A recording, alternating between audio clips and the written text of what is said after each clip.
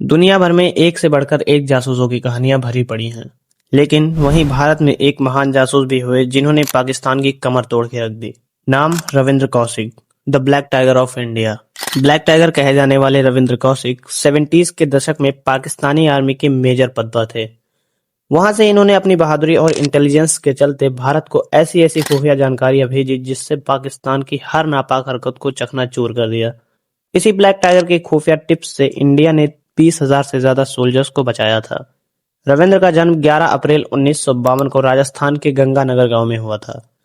इनके पिता Indian air force में थे और पिता के एयरफोर्स में होने के कारण बचपन से ही घर में देशभक्ति का माहौल था।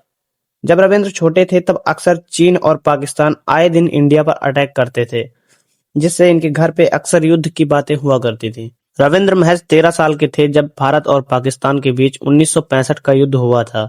भारत ने पाकिस्तान को बुरी तरह से हराया था, तभी इनके अंदर देश के लिए कुछ करने की जिद पनप उठी। जैसे जैसे रविंद्र बड़े हो रहे थे, इनके अंदर एक्टिंग का हुनर भी बढ़ रहा था।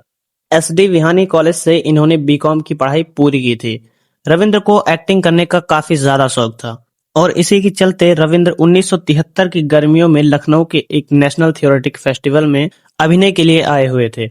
यह उनके कॉलेज के दिनों की बात है। यहाँ इन्होंने एक भारतीय सेना अधिकारी का मोनो एक्ट किया था। इनकी एक्टिंग को देखने के लिए काफी लोग आए हुए थे और इन्हीं दर्शकों के बीच कुछ रॉ के अधिकारी भी थे। इनकी एक्टिंग इतनी ज्यादा रियलिस्टिक थी जिसको देखकर रॉ वालों ने इन्हें रॉ ज्वाइन करने का ऑफर दे दिया। रविंद्र ने इस ऑफर को एक्सेप्ट किया और यहीं से इनके रॉ की जर्नी स्टार्ट हुई। अब रविंद्र को रॉ की ट्रेनिंग के लिए दिल्ली जाना था। रविंद्र अपने परिवार को झूठी कहानी बताते हैं कि आगे पढ़ाई और एक्टिंग की ट्रेनिंग के लिए दिल्ली जा रहा हूँ। दिल्ली पहुंचने के बाद रॉ की ट्रेनिंग शुरू हो जाती है। ट्रेनिंग के दौरान रविंद्र को सबसे पहले अपना धर्म बदलना पड़ा, जिससे कभी शक होने पर भी किसी प्रकार के प्रॉब्लम को सहना ना पड़े। अब रविंद्र का नया नाम नबी अहमद शाकिर पड़ा। रविंद्र को पाकिस्तान की जियोग्राफी को पॉइंट टू पॉइंट समझाया गया और साथ में लैंग्वेज जैसे उर्दू को पढ़ना और बोलना सिखाया गया। जिस तरह पाकिस्तान के लोग रहते हैं, उनका पहनावा, उनका ढंग भी उन्हें सिखाया गया। रविंद्र को नमाज पढ़ना, कुरान पढ़ना, आयतों को याद कराया गया। ये ट्रेनिंग लगभग 2 साल तक चलती रही। ट्रेनिंग जैसे जैसे पूरी हो रही थी, वैसे वैसे रविंद्र पूरी तरह पाकिस्तानी मुस्लिम के रूप में रेडी हो चुके थे। इनकी ट्रेनिंग पूरी होते ही अब समय आ चुका था कि रविंद्र को पाकिस्तान भेज दिया जाए। रॉ वालों के लिए अब थोड़ी दिक्कत होने वाली थी। अगर रविंद्र को इंडिया से डायरेक्ट पाकिस्तान भेजा जाता तो पकड़े जाने का खतरा काफी ज्यादा था। इसलिए रविंद्र को पहले नेपाल भेजा गया और यहाँ रविंद्र करीब 1 महीने रुकते हैं और डॉक्यूमेंट और बैकग्राउंड स्टोरी तैयार करते हैं। जैसे जैसे साल का आखिरी महीना खत्म हो रहा था, रविंद्र की नई स्टोरी भी बनकर रेडी हो चुकी थी, नबी अहमद शाकिर। 1975 के शुरुआती साल में ही रविंद्र नाम बदलकर पाकिस्तान में एंटर होते हैं। पाकिस्तान पहुंचने के बाद वहां के रंग में रंगना आम बात थी। अब इनका मकसद यहाँ से स्टार्ट होता है। रॉ से मंजूरी लेने के बाद रविंद्र ने यूनिवर्सिटी ऑफ कराची से प्रैक्टिकल साइंस से BA की डिग्री हासिल की। इसी दौरान काफी प्रोफेसर और स्टूडेंट्स से इनकी गहरी दोस्ती हो गई। पॉलिटिकल साइंस के प्रोफेसर से इनके रिश्ते काफी अच्छे थे। इसी के चलते रविंद्र राजनीति और सिस्टम के अंदर समझने लगे और खुफिया जानकारी धीरे धीरे हासिल करने लगे। रविंद्र ने भारत को एक चिट्ठी भेजी जिसमें अदृश्य कोड के जरिए रॉ से पूछना चाहते थे कि उन्हें पाकिस्तान की आर्मी ज्वाइन करने की अनुमति दे दी जाए, लेकिन रॉ ने साफ मना कर दिया क्योंकि आर्मी ज्वाइन करने का मतलब था कि डॉक्यूमेंट की पूरी तरह से जांच होना और पकड़े जाने का खतरा भी कई गुना तक बढ़ जाएगा। लेकिन कुछ ही दिनों बाद रॉ ने आर्मी ज्वाइन करने की अनुमति दे दी। अब यहाँ से रविंद्र ने आर्मी ज्वाइन करने की तैयारी शुरू कर दी। रविंद्र ने पहले ही अटेम्प्ट में पाकिस्तानी आर्मी में मिलिट्री अकाउंटमेंट डिपार्टमेंट में क्लर्क के रूप में ज्वाइन किया। भारत के लिए अब सबसे सुनहरा मौका था क्योंकि अब जो भी पाकिस्तानी आर्मी योजना बनाती, इंडिया को तुरंत इसकी जानकारी मिल जाती। धीरे धीरे प्रमोशंस के चलते ये पाकिस्तानी आर्मी के मेजर रैंक तक जा पहुंचे। इस टाइम इनका उठना बैठना हायर रैंक के ऑफिसर्स के साथ, ISI के नामचीन लोगों के साथ होने लगा। जो भी प्लान्स पाकिस्तानी आर्मी और ISI वाले बनाते, तुरंत उन प्लान्स की इंफॉर्मेशन इंडिया तक पहुंच जाती, जिससे इंडिया उस हमले का तोड़ पहले ही निकाल लेता। किसी को किसी प्रकार का शक ना हो, इसलिए इन्होंने वहीं एक पाकिस्तान की लड़की से शादी भी कर ली। अब ये इंडिया का जासूस लिटरली पाकिस्तान का एक हिस्सा बन चुका था। जब इनकी खुफिया जानकारी से भारत को अचानक पता चला कि पाकिस्तान बड़े पैमाने पे हमला करने वाला है, तुरंत इंडिया ने काउंटर अटैक किया और भारत के 20,000 सोल्जर्स को बचा लिया गया। इसी के चलते उस टाइम पीएम इंदिरा गांधी ने इन्हें इंडिया का ब्लैक टाइगर का टाइटल दिया। उस टाइम द ब्लैक टाइगर पूरे भारत के न्यूज़पेपर के फ्रंट पेज पर ट्रेंड कर रहा था। जिस गुमनाम नाम को कोई नहीं जानता था, उस दिनों उन्हें भी जाना जाने लगा। एक हिडन मैन, लेकिन उसका नाम सभी के जुबान पे था, द ब्लैक टाइगर। रविंद्र की वजह से लगातार पाकिस्तानी आर्मी और आईएसआई का मिशन फेल हो रहा था।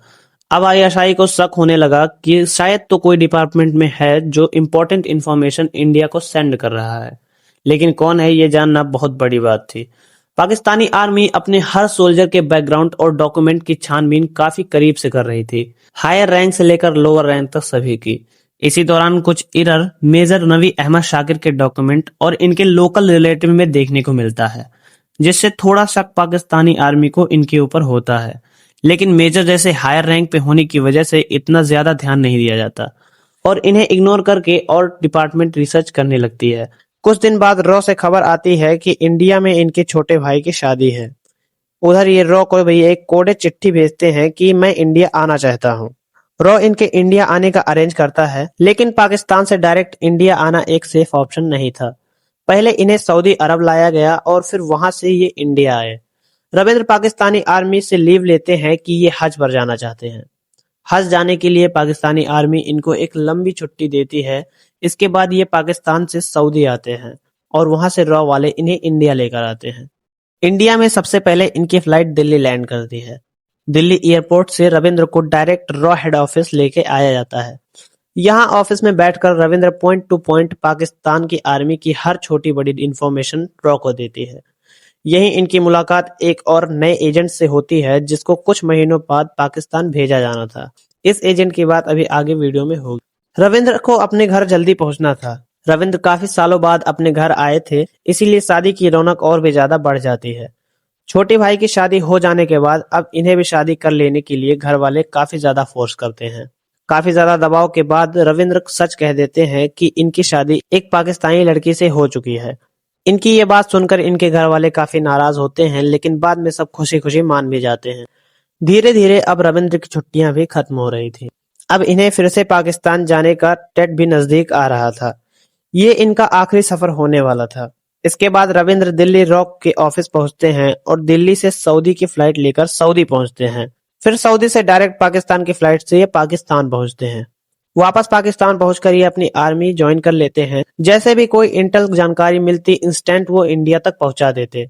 इनका काम एकदम परफेक्ट चल रहा था। लगातार पाकिस्तान का मिशन फेल होता देख पाकिस्तान हायर कमान पूरी तरह से अलर्ट हो जाती है। चप्पे चप्पे पर अपनी नजर टिकाए पाकिस्तान अगले मूवमेंट का वेट कर रहा था। 1983 के समय इंडिया एक और स्पाई भेजता है, जो कि पंजाब का रहने वाला था। इसका नाम इनायत मसीहा था। इनायत कई बार रॉ के लिए काम कर चुके थे और अब उन्हें अगला टास्क पाकिस्तान में मैसेज पास करने के लिए भेजा गया था। लेकिन पाकिस्तानी आर्मी को पहले से ही खबर लग जाती है और इनायत को बॉर्डर से ही पीछा करना शुरू कर दिया जाता है। जैसे ही इनायत कराची पहुंचते हैं, उनको पाकिस्तानी आर्मी पकड़ लेती है।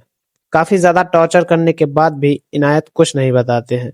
लेकिन जब इन्हें और ज्यादा टॉर्चर किया गया तो इन्होंने रविंद्र के बारे में सब कुछ बता दिया कि रविंद्र ही पाकिस्तानी आर्मी में नवी अहमद शाकिर है, जो कि इंडिया का भेजा एक एजेंट है। पाकिस्तानी आर्मी डायरेक्ट मेजर नवी अहमद शाकिर को पकड़ने के बजाय रंगे हाथों पकड़ना चाहती थी। पाकिस्तानी आर्मी ने इनायत को सेम प्लेस सेम डॉक्यूमेंट के साथ नवी अहमद शाकिर को मिलने के लिए बुलाया, जैसा कि प्लान में था। एक गार्डन में इनायत मेजर का इंतजार कर रहा था और उसी के आसपास पाकिस्तान की आर्मी भी छुपी हुई थी। जैसे नवी अहमद शाकिर आते हैं मिलने के लिए, सेम टाइम पाकिस्तान की आर्मी उन्हें चारों तरफ से घेर लेती है। एकदम से मेजर को समझ नहीं पाते कि कैसे क्या हुआ, लेकिन अब मेजर पाकिस्तान की आर्मी के ट्रैप में फंस चुके थे। इसके बाद करीब 2 सालों तक पाकिस्तानियों ने रविंद्र को काफी ज्यादा टॉर्चर किया। कभी इलेक्ट्रिक शॉक दिया तो कभी कुछ और। ऐसे ऐसे टॉर्चर किए जिसका जिक्र मैं वीडियो में नहीं कर सकता। पाकिस्तानियों ने दरिंदगी की हद पार कर दी और कई दिनों तक रविंद्र को भूखा प्यासा रखा। किसी तरह कुछ बता दें क्या इन्फॉर्मेशन इंडिया को भेजी गई थी। रविंद्र ने किसी को कुछ नहीं बताया और ना ही जबान खोली। जब पाकिस्तान को लगा कि इससे कुछ जानकारी नहीं मिल सकती तो इन्हें फांसी की सजा सुना दी गई। लेकिन बाद में फांसी को हटाकर इन्हें उम्र कैद की सजा सुनाई गई। कई बार इन्हें अलग अलग जेलों में रखा गया, जिससे ये जेल से भाग ना पाए। कई सालों के बाद किसी तरह से इन्होंने 1985 में चिट्ठी के जरिए अपने घर पे मैसेज भेजा कि किस तरह से ये पाकिस्तान की जेल में बंद है और काफी ज्यादा तबीयत भी खराब है। कई चिट्ठी इंडियन गवर्नमेंट को भी भेजी जिनसे कि गवर्नमेंट ने साफ मना कर दिया और ये भी कहा कि इस नाम का शख्स कभी इंडिया में था ही नहीं। अंत में ये एक लेटर लिखते हैं और उसमें कहते हैं कि क्या भारत जैसे बड़े देश के लिए कुर्बानी देने वालों को यही मिलता है। इंडियन गवर्नमेंट से कोई रिस्पांस न मिलने के बाद पाकिस्तान आर्मी ने रविंद्र को कई मल्टीपल जेल्स में रखा और आखिर में रविंद्र को एक टीबी जैसी खतरनाक बीमारी हो जाती है और पहले से ही काफी ज्यादा तबीयत खराब होने के बाद 1 नवंबर सन 2001 को रविंद्र कौशिक की डेथ हो गई।